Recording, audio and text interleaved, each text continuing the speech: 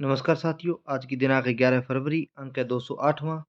आज के दिन के महत्वपूर्ण घटनाक्रम पर हमारी ये क्लास रहेगी साथियों, जिसकी पीडीएफ आपको हमारे Telegram channel T R Rajesh Suthar official से मिल जाएगी साथियों। आप हमें शेयर भी कर सकते हैं, सब्सक्राइब भी कर सकते हैं विदाउट एनी अमाउंट। कोई आपको चार्ज नहीं पे करना है। शेयर कीजिए, सब्सक्राइब कीजिए साथियों। और इसमें आपको फेसबुक भी है और इंस्टाग्राम भी है। ये भी आजकल चल ही रहे हैं साथियों। हम नहीं है वहाँ, कम ही है हम तो।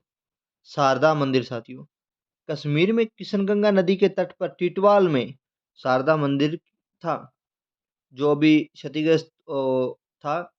अब इसका पुनर्निर्माण किया गया है। और 1235 में साथियों, आदि गुरु शंकराचार्य ने यहाँ से शारदा मूर्ति को कर्नाटक ले गए थे। वहाँ पे शारदा अम्बा मठ की स्थापना की थी।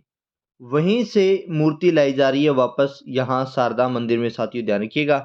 और उसकी पुनर्स्थापना की जा रही है।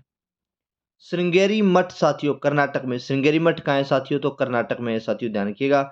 जहां पर शारदा अंबा मठ की स्थापना की गई थी।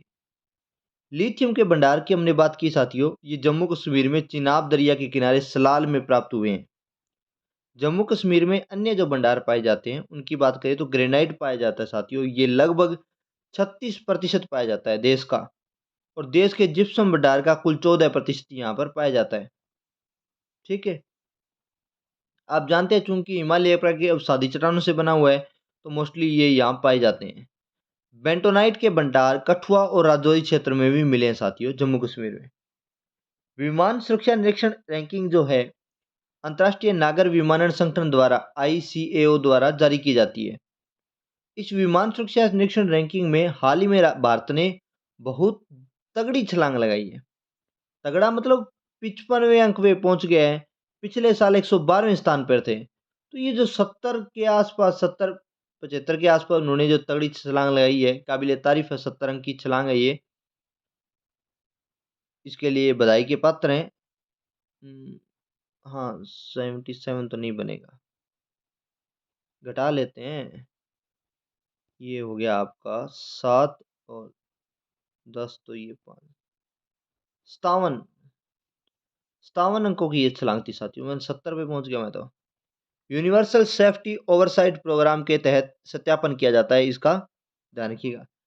एक्रीडिटेशन मान्यता प्रदान करने की व्यवस्था साथियों, भारत वैश्विक स्तर पर कौन से स्थान पर है? मान्यता प्रदान करने में 5वें स्थान पर है।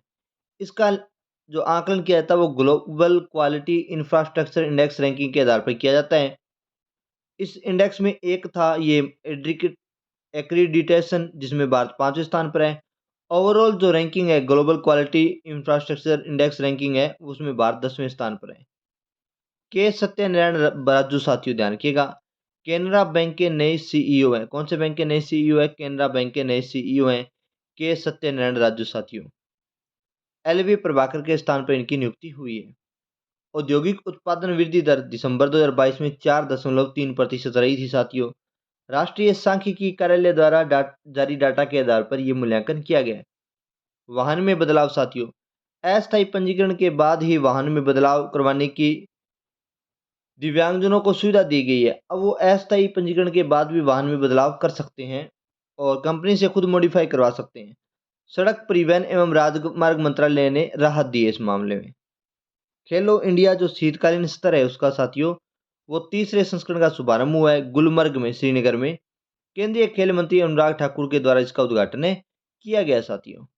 और इसी के साथ हमारी आज की क्लास यहीं समाप्त होती है साथियों। चैनल को शेयर कर दीजिए, सब्सक्राइब कर दीजिए। जय हिंद, जय भारत साथियों।